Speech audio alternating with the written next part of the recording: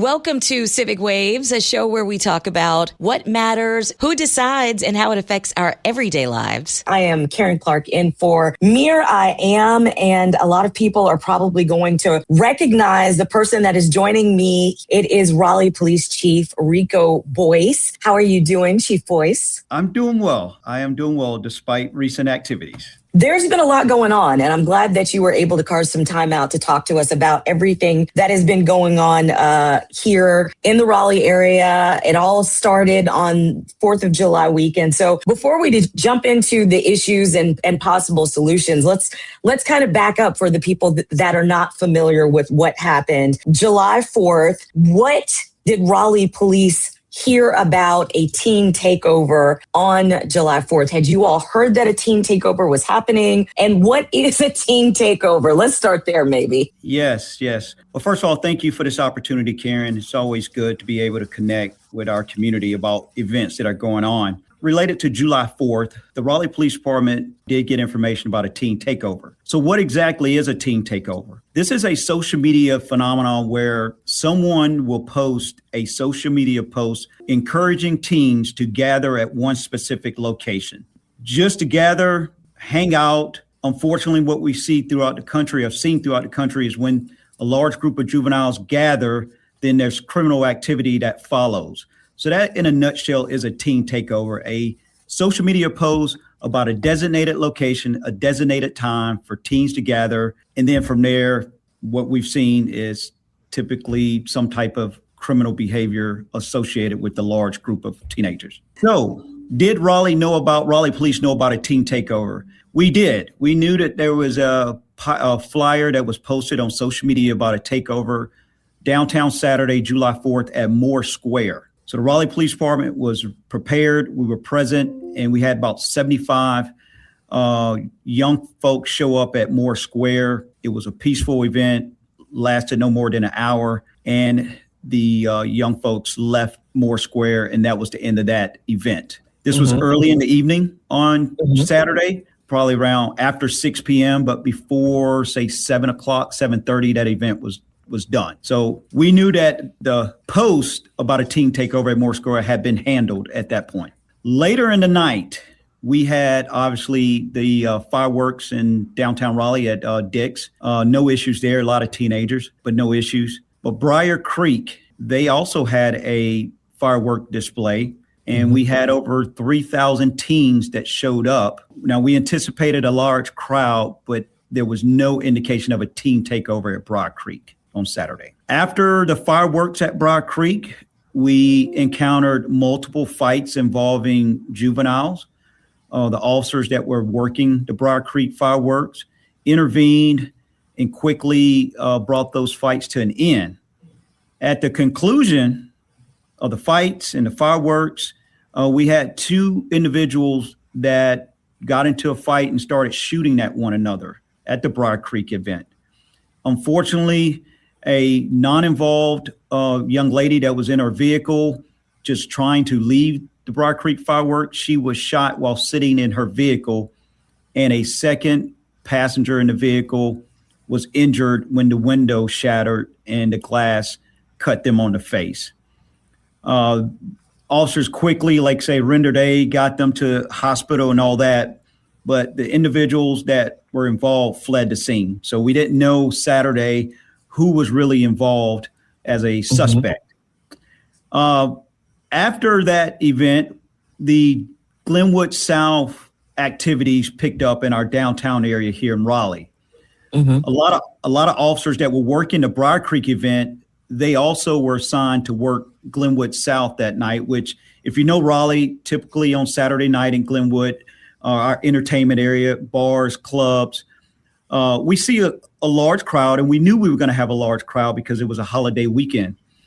So those officers that went from Briar Creek to Glenwood South said, hey, we're starting to see a lot of the kids that were at Briar Creek, they are here on Glenwood South.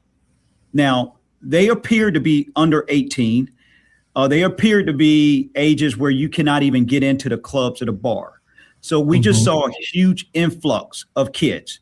So this is around 10:30, 11 o'clock. The crowd of juveniles under 18 started to increase. And unfortunately, just after 1 a.m., we had our first shooting in the 600 block of Glenwood, where 2 juveniles under the age of 18 were victims of gunshots. That shooting was precipitated by a fight. There was a fight that occurred, and during that fight, individuals started to shoot at one another, and those 2 juveniles got shot. Officers handled that shooting scene, but we're still dealing with thousands of kids. We estimate close to about 8,000 kids on Glenwood South. 30 minutes after that first shooting, we had a second shooting on 700 Tucker Street where an individual just 18 years old was shot. When officers got to that scene and began to render aid, the victim that got shot, he had a concealed handgun on him, and we had to remove the gun just to provide aid to him. Now we have 2 shootings within a block of one another, and the crowds are continuing to increase. So at that point, we're starting to move the crowd away. We're starting to get them out of there. But the challenge was, these are kids under 18. Some of them didn't drive. So we're basically pushing or moving this crowd up and down Glenwood Avenue because they had no way to leave. They got dropped off. They took ride share to get there, but they had nowhere to go. So we're hurting young kids up and down Glenwood. Obviously, more fights start to occur. And the third shooting happened at 14 Glenwood Avenue, where a juvenile was shot and a juvenile was the alleged shooter. We caught him with the handgun, placed him in custody, and of course rendered aid to the young man that he's alleged to have shot. So now within just an hour and a half, we got 3 shooting scenes, and majority of the victims and or that one suspect that we know of was a juvenile, under the age of 18 or just slightly there above. The one on Tucker Street, he was 18. So that escalated real quickly with this large crowd of juveniles. So once again, no indication of a teen takeover, but just a mass of folks under the age of 18 on Glenwood South. So call for additional resources throughout downtown. Multiple RPD officers came to assist with getting that scene under control. It took us about 3 hours, Karen, to get the street under control, secure those crime scenes, and restore order. Further in the night, just after 4 o'clock in the morning in the 800 block of Capitol Boulevard, we had our 4th shooting of the night where a male and female got into a fight. And during the fight, someone shot that male and female that were engaged in a fight. So now throughout the whole night, so far we had 4 victims. And then our emergency communications center gives us dispatches a call that 2 victims walk into Wake Med Hospital with gunshot wounds. And they are allegedly have been on Glenwood South. So at the end of the night, we had 6 people shot just on Glenwood South. We had 1 young person under the age of 18 that was in custody for having a gun. Complete chaos, a little bit of property damage. And we believe that it stemmed from some type of communication amongst groups of teens about coming to Glenwood South, as they say, a teen takeover. And that's how it got classified as a teen takeover, because it was just a large group of teenagers. They couldn't get into the bars. They couldn't go into the clubs. They just were hanging out, causing problems, fighting, and unfortunately using weapons during the middle of those fights.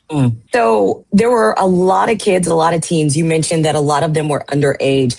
How young do you think these kids got? How young do you think they were? Do you think they were all high schoolers, middle schoolers, or maybe a mix of both? A mix of both, but as young as I would put them as middle school age. So you're looking at 12, 13 years old. And wow. What I left out, Karen, was that obviously I got called. I responded. I was there after the second shooting. And when I got there, I observed a fight with some juveniles, one being the aggressor in the fight that I observed. I step in to stop the fight and the assault. This juvenile takes off running. I catch him. And as soon as I catch him, he looks at me and say, "Officer, don't shoot me. I got a gun in my waistband." So sure enough, this kid, you can only imagine this kid gets chased by the police, but not just any police, the chief of police. He gets caught and he has a gun on him. And the first thing he says is, "Don't shoot me." And I'm like, what are you doing with a gun? Now, he wasn't a juvenile. He was just slightly over 18, but he had a gun on him. And he's fighting with the chief of police right there, less than probably 6 feet from him. So it was a very troubling scene to see so many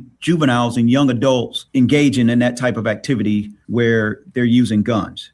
to settle their disputes with one another. You said recently in the news that you've never seen anything like this in your 26 years with the department. And what was that? Was it the amount of violence in Raleigh on one night? Is it the size of the crowd? What was it that really stood out to you? It was the violence amongst juveniles. I've seen large crowds. Just 2 weeks ago, we had about 180, 190,000 people celebrating the Stanley Cup championship. So I've seen large crowds. I've seen juveniles gather. I was a school resource officer, back in the day. So I've seen kids gather. I've seen them fight, and we break it up. But the level of violence with guns is what I've never experienced before in 26 years. Because like I say, these are juveniles as well as young adults. And just here today, we arrested, 16-year-old who's alleged to have been involved in the shooting up at Briar Creek, 16 years old. So that's what was shocking to me, was just their access to guns and the fact that they have no problem using those guns. Wow. That is shocking. I mean, we've got teenagers that age at my house.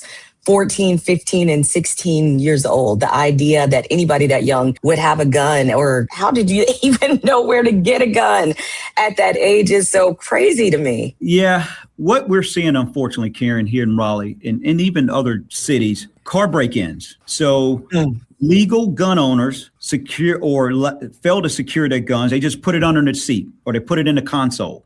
The car gets broken into by a juvenile and the gun gets stolen. That's what we're seeing in Raleigh. And I don't want to speak for other cities, but just talking to my fellow chiefs, this area, we're seeing that that's how these guns are getting out there to these kids.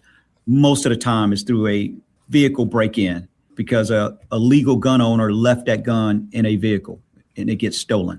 And this is why it's so important to secure your firearms. Absolutely. Properly. We are here with Chief Boyce from the Raleigh Police Department talking about the team takeover events that happened recently, 4th of July weekend. So Chief Boyce, you have asked the City Council in Raleigh to consider a curfew for anyone 17 and younger. What would that actually look like in your mind? Yeah, and I'd say we're discussing this. I don't have a final plan, but some of the talking points that we've had inside the Raleigh Police Department is we want to keep kids safe. That's the message that I want everybody.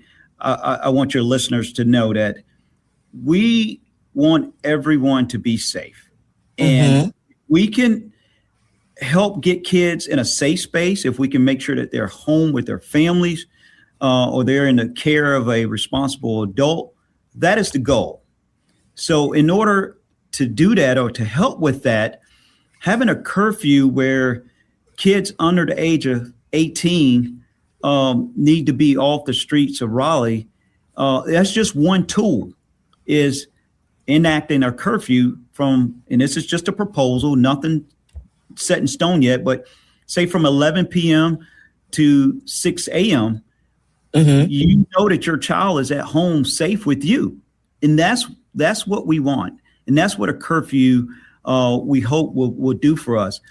But a little bit more details of what I'm going to propose as a chief is that citywide, that there be a curfew 11 to 6.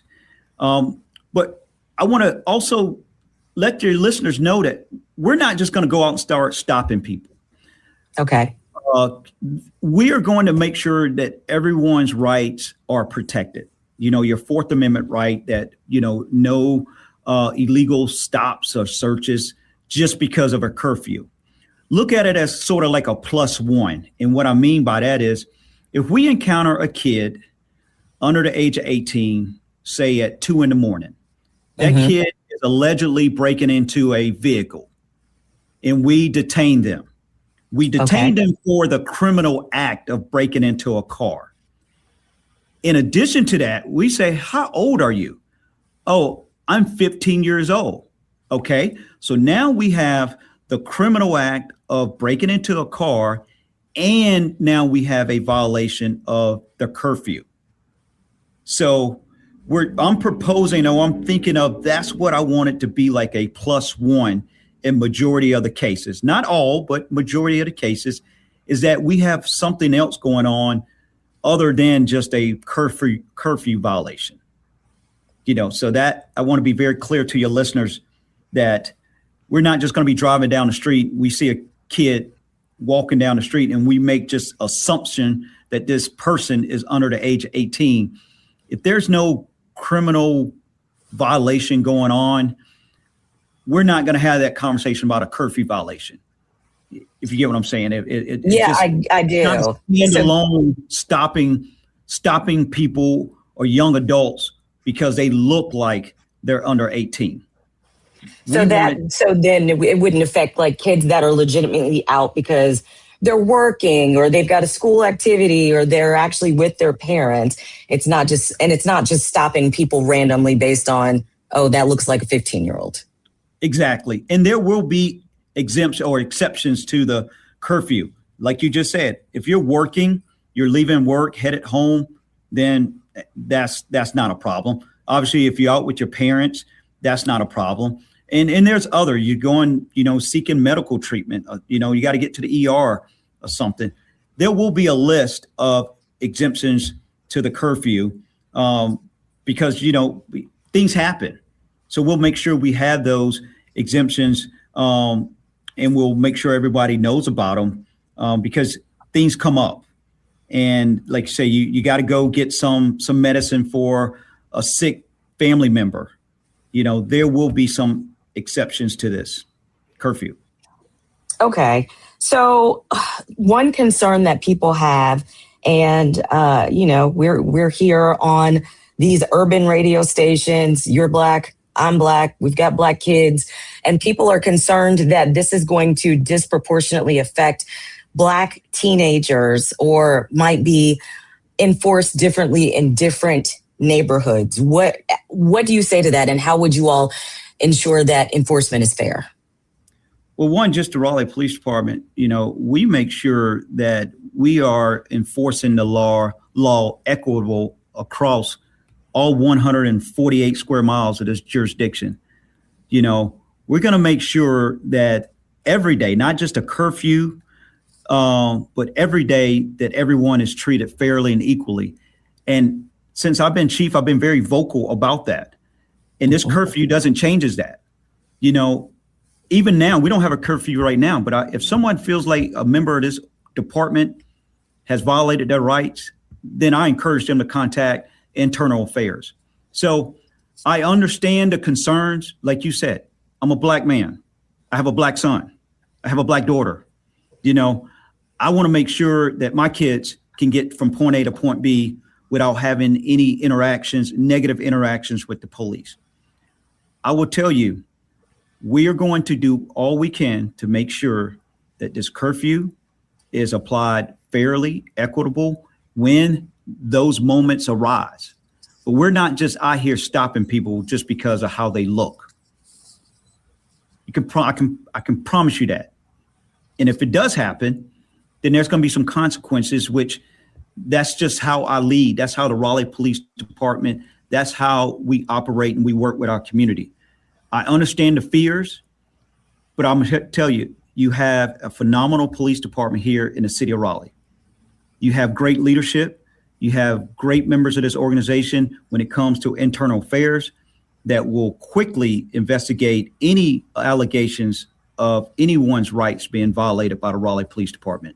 So I don't have concerns about that, but if it happens, please let us know, because we will quickly address any allegations of any wrongdoing on any day of the week by any member of this department.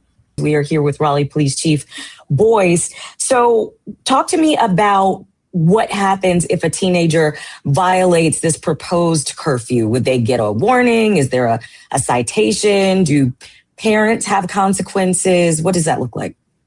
We haven't got that far into it, Karen. What I will say, if you look at other curfews throughout the state and throughout this country, there is like a tiered process, meaning the first violation would be like a warning, a verbal warning, where the kid would be with the officer, will make contact with the parent, have the parent come pick up the youth. Second time, if it happens again, same youth, parent. Okay, now there could be a civil penalty, like a fine. third time, now we're looking at, okay, now there could be some consequences for the parent because it's the third time. Don't know what it will be for our curfew here in Raleigh, but that's just how most of the curfew violations or penalties are applied throughout the country. And our curfew will follow pretty much the same model of a verbal warning, then escalate to a civil penalty that's like a fine or a ticket. From there, the parent could be charged on citation if there's multiple violations with the same child over a period of time. You know, we're going to work with, and I've already started some of these conversations, Karen. I believe that many folks need to come to the table to have a voice in this curfew. That's obviously law enforcement, to the court system, more specifically the juvenile justice system, nonprofits, school system, and most importantly, the parents or the guardians, which, let's keep it real, Karen, that's what I'm hearing and seeing on social media. Where are the parents? Where are the parents? Yes. And I would tell you, I do want to push back and say that, sometimes parents are completely unaware, like they're just letting kids do whatever they want to do. And we all know somebody that parents that way. But some parents legitimately don't know. I dropped them off at Tommy's house. I didn't know Tommy's older brother was going to take them to this. I thought that they were at the movies. I'm thinking I'm being a good parent. I got them to the movies. I didn't realize that they went from the movies to Briar Creek. So what does that conversation for the parents look like? Yeah, I think it's important for parents to be able to have resources for their kids and safe spaces for the kids to hang out. But I also believe the parents, if they find themselves in that situation, that they talk to their child and they understand that, hey, it's all about being safe. We want you to be safe. As a parent, you never want a knock at the door from a law enforcement official saying that something is wrong with your child. So we're encouraging the parents to have those conversations with the child about, hey, I want you to be safe. If you're going to go out and hang out with your friends, let me know where you are. Be that nosy parent. Put Life 360 on their phone. Know where your kids are. But also, Karen, I am sympathetic to the parents who are just struggling. Let's think about it. There's some parents that work third shift. They got to work third shift to pay the bills, to put food on the table, put clothes on their back, and just to make it. It's tough out here. It's tough. So they may have to work third shift. So what we're hoping is that with the Raleigh Police Department and the city of Raleigh, we also can connect parents to resources where parents have options if they find themselves in situations like, I can't always be with my child because I got to work, or you have that child that just like, hey, take advantage of, hey, mom and dad are asleep. I'm going to sneak out the house. Parents don't know about it.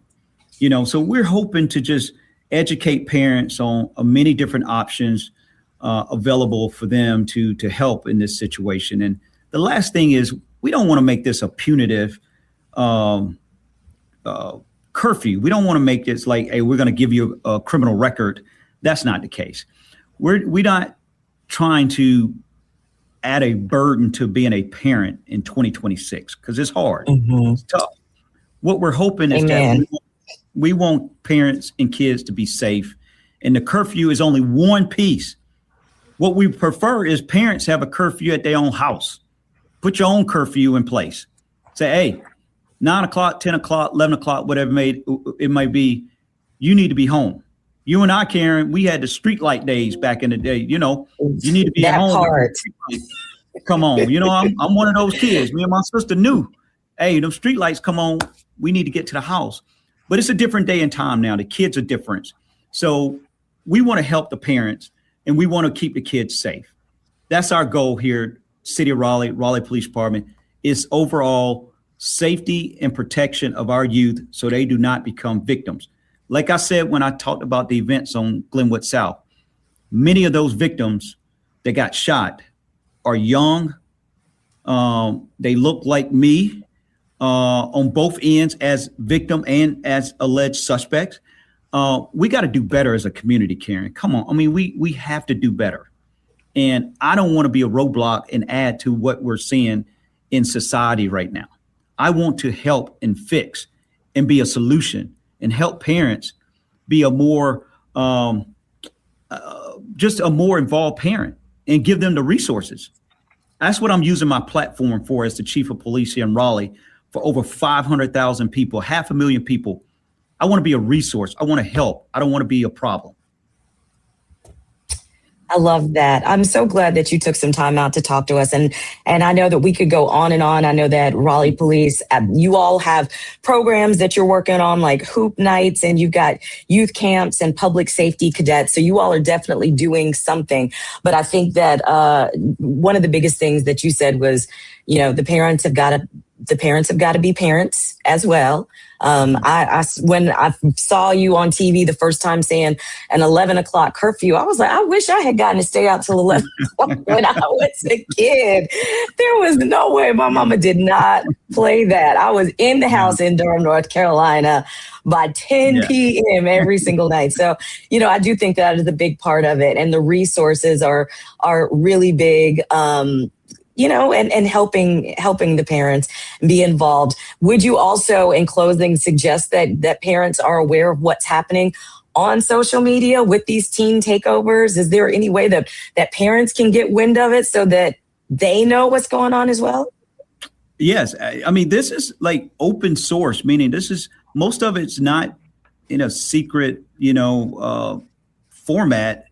It's on social media, Facebook, TikTok, now there are some backdoor apps or whatever that kids communicate on that, parents cannot see. But I will tell parents, you got to be that nosy parent. You got to know what's going on, and be a parent and not a friend, and if your kid's on social media, you should be one of their friends so you can see what they're doing and what they're posting, but just be aware.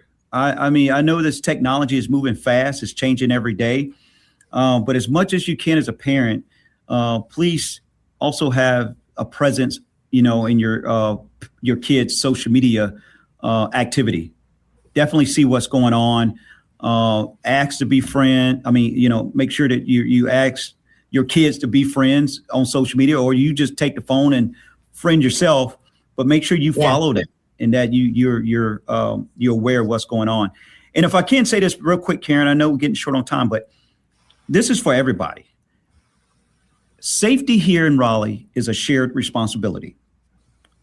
Raleigh Police, we have our part. The schools have their parts. Nonprofits, Divine Nine organizations, schools, we all have a role in this, as well as the parents and the youth. We all have a part to play in keeping this community safe. And I just encourage everybody to play their part. Let's talk to one another. Let's communicate. Let's share information. Let's work together to keep this community safe. So that's one thing I want to leave everybody with, is that safety is a shared responsibility. It's just not on the police. We get paid to do this, but we got to work with the community. And these activities that you mentioned, hoop nights, so every other Friday nights here in the city, and all the camps, please come out, be a part of it. Tell your neighbors about it. Tell as many people as you can. Nonprofits, open your doors, get these kids in there on Fridays and Saturday nights to create safe spaces. In schools, I know it's tough. Continue the great work. I support all you guys in the school system and what you got to deal with. And just overall, this community. This is a great community, very vibrant community. Let's continue to work together to keep Raleigh one of the safest cities in the country.